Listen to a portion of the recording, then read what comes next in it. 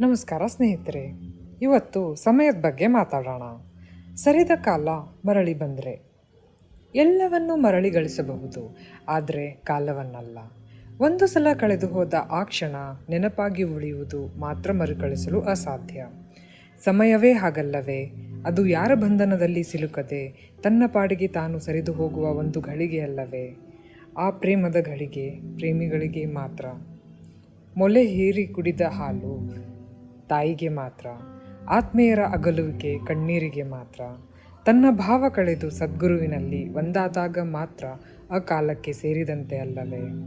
ಬ್ರಹ್ಮನ ಕೈಯಲ್ಲಿರುವ ಬ್ರಹ್ಮಾಂಡದಲ್ಲಿ ಬ್ರಹ್ಮನೊಬ್ಬನೇ ಕಾಲರಹಿತ ಹಾಗೂ ಕಾಲಸಹಿತ. ದೇಹವೆಂಬ ಆಲಯದಲ್ಲಿ ಕಾಲವೇ ಕರ್ಮದಾತ. ಕಾಲದ ಲೆಕ್ಕಾಚಾರದಲ್ಲಿ ಪ್ರತಿಯೊಬ್ಬರೂ ಶಿಷ್ಯರೇ. ಈ ದೇಹ ಮೀರಿದ ಸ್ಥಿತಿ ದಾಟಿ ನಿರ್ವಾಣದ ಮೂಲವೊಂದೇ ಈ ಕಾಲವೆಂಬ ಮಾಯಾಜಾಲದಿಂದ ಮುಕ್ತಿಯಲ್ಲವೇ?